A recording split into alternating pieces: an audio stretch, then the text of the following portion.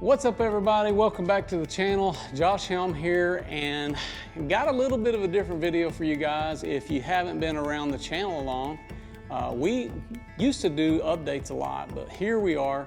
We're doing an update for the Tower Ranch, and I'm not sure if I've showed you guys this build yet or not, but I thought it would be a good example of a Barndominium to show you guys as far as a hybrid Barndominium, and just, you know, some of the perimeters of how you're gaining some of the usage here for the space. Getting started out, you know, there's a lot of things you're trying to accomplish sometimes when you're building a Barndominium is maximizing space, number one, good efficiencies. So your goal sometimes is to spread out a little bit more, gaining some of that free span space that you get with the steel structure. And we are accomplishing all of those things here on this build. I hope you enjoy this video. Let's get it going.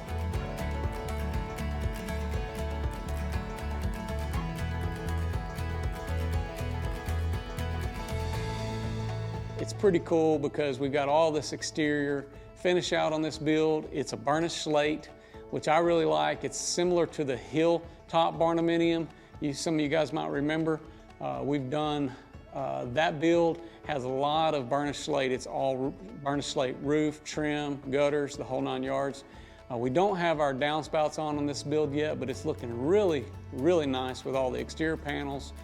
This is something we've been trying to do a little bit earlier on our builds during the wood framing stage, so we can get everything closed up, and as we bring our electrician, HVAC, all these guys in, we're able to better plan some of those exterior penetrations as we have the exterior panels already laid.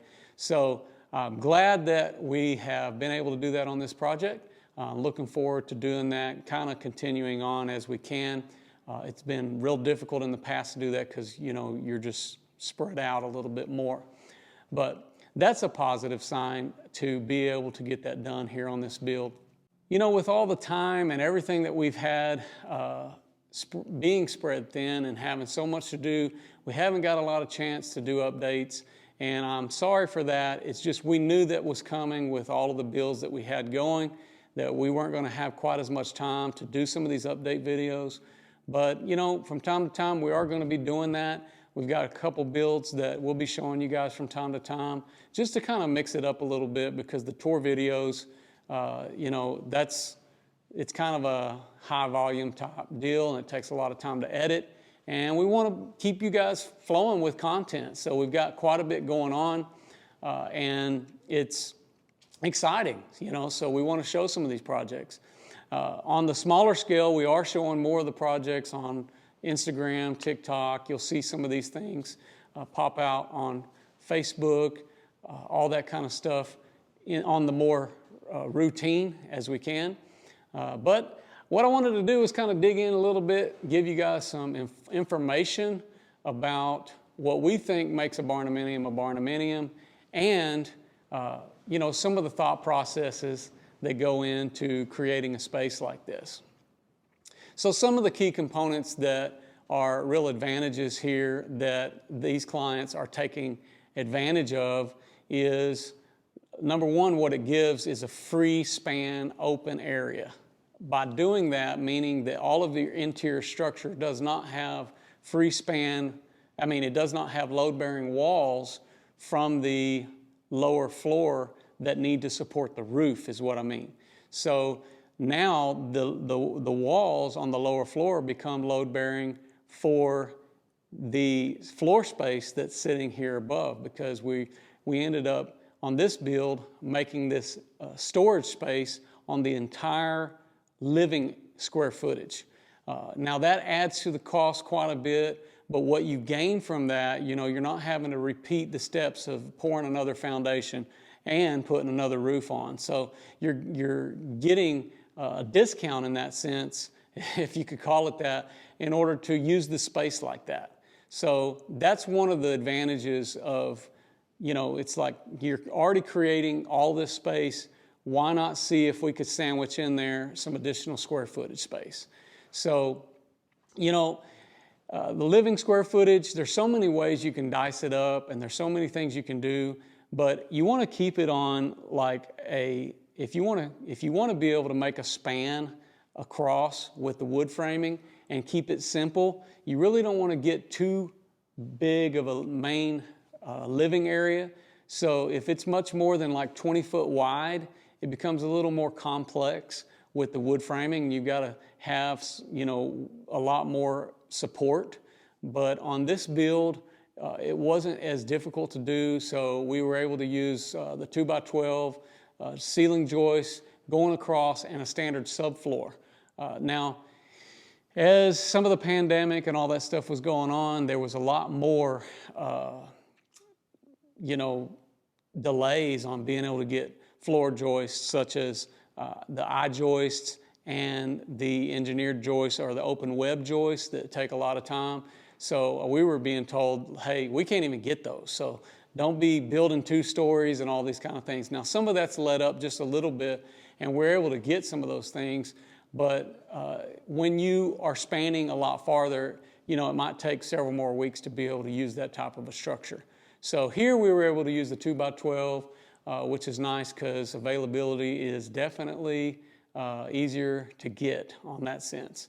So, which moves the project along a little bit faster. This project here is just a pretty simple layout. We've got a good size open living area with an accessible kitchen, and this will be open from the front porch coming into the living room. It's got a fireplace, and then the back door will pass by the kitchen and go into the shop area, which is pretty typical to the way a lot of these are laid out. And, you know, and then we have 2 bedrooms, 2 baths, and a laundry room, and some closets and stuff like that. On the downstairs, pretty good sized master bedroom and bath, which is, you know, perfect size for where you need it. And then just the guest bedroom, and, you know, that could be kind of compartmented off a little bit, creating a little more privacy on this side. Which is really nice. Now, one of the things we did here on this build is our client wanted to add a shop restroom. I think that is pretty wise when it comes to doing parties and things like that. Just adding additional bathroom to where people don't have to come in the house to use, you know, your everyday restroom is kind of nice. You know, also if you're working in the shop and for whatever reason you wanted to access a restroom easier without tracking through the house, it's great for that too. But let's say you're going for the party barn atmosphere and you're setting it up, you know, this is a concept that really comes in handy. Also, here they're doing 2 sinks, one in the bathroom area and a shop sink on the outside of that bathroom. So if you're getting real dirty or whatever and you don't want to mess up the nice vanity, you can come to the shop sink. So that's something that they're doing here on this build. A lot of thought goes into this sometimes, creating this space, really trying to think ahead, you know, having a good sized shop, you know, they're making it count where they need to. This is a large property. I think it's a couple 100 acres. And, you know, they're actually thinking at some point in time they may build an additional house out here. So this is sort of a first step move. When you build a place like this, sometimes it just gives you that kind of option where you can be comfortable while you're making your final preparations for maybe a permanent house, you know, in that sense.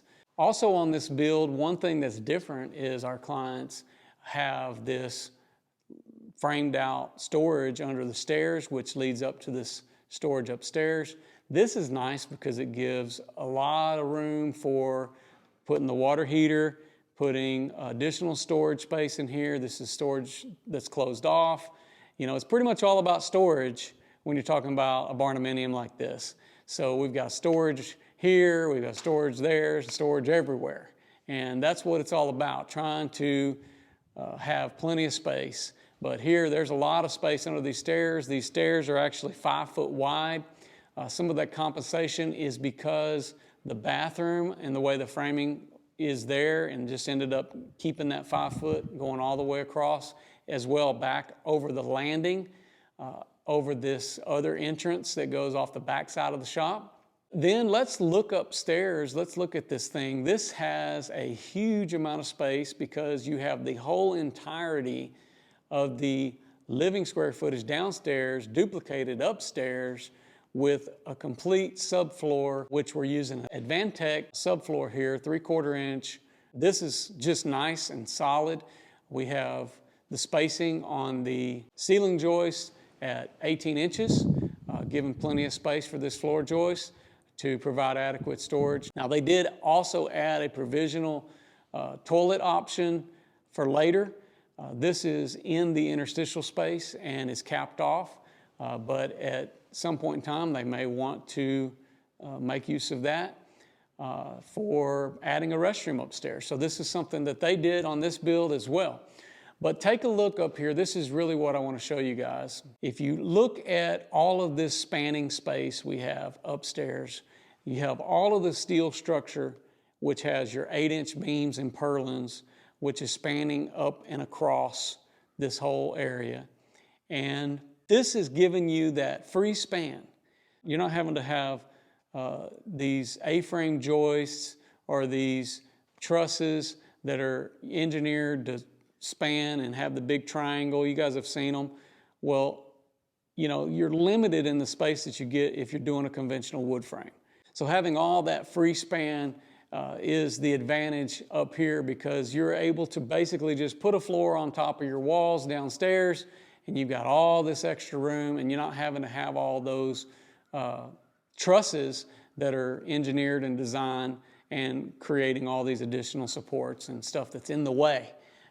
So one of the other things our clients did up here is they put an additional zone to the HVAC, making it an optional zone climate to where they can make that a living area at some point if they would like.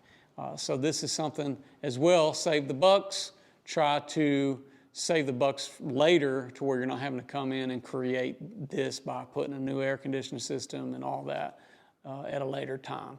So there's some things that make sense to do now. And so it's always a balance of deciding, should I do this now, spend this money now?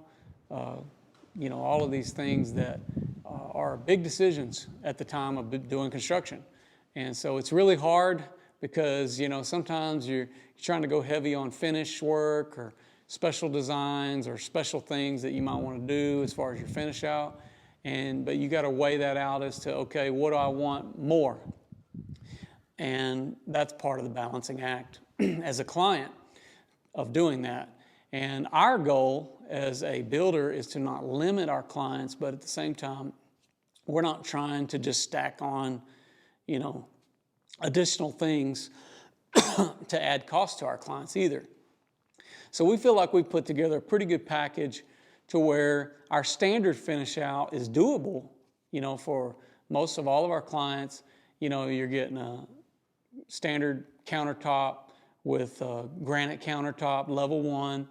All of our cabinets are custom cabinets and shaker style or raised panel.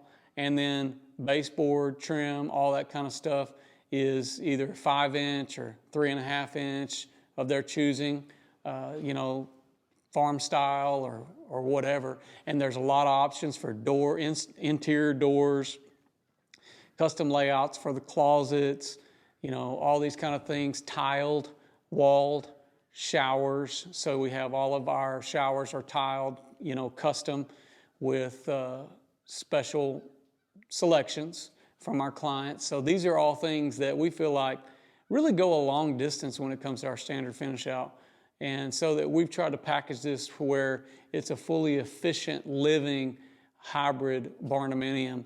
And, you know, we're not, in some cases, doing 4-inch walls and less insulation or cheaper grade countertops. You know, we really have never done anything less than a granite countertop. It's not something that we're just interested in doing. So it's a really nice package, which I think works well for the efficient group, the people that are looking for bang for your buck. And although it's not cheap this day and time, everything's costing more money, it seems like every time we go to the gas pump, you know, we don't know what's going to happen, or the grocery store these days, or whatever it might be, the lumber yard. But things have gotten settled a little bit, but we hope that we can continue some of the forward progress that we're doing with keeping it alive. You know, that's pretty much what's going on. But I just, like I said, I hope you guys have enjoyed a little bit of shop talk here, and, you know, just taking a little bit of time showing you this property. I think it's going to be something really nice. There's a lot of porch space, shop space, living space, storage space, and it's kind of a typical Barndominium setup. So, you know, if you guys haven't already subscribed to the channel, please do that now. Don't forget to go to our Instagram, follow us on there. We've actually doubled our Instagram just in the last month. You know, it's been crazy going on over there on Instagram. So if you're on Instagram, follow us on there, and, you know, let us know you found us from YouTube or wherever. Also on Facebook, we have quite a few people tracking us with us over there. We've been recently showing a lot of our finished photos of our Barndominiums, and we now have a Barndominium calculator on our website. So if you guys haven't already checked out some of those features there, go to the website, texasbestbarndominium.com, and go to resources, and you'll see the Barndominium calculator there. It's a pretty cool feature. A lot of people are taking advantage of it. It's able to get you a quick cost based on parameters, square footage, and selections, and all these kind of things. So I hope you've enjoyed this video. I'm Josh Helm, wishing you all the best. Thanks for watching. Texas Best.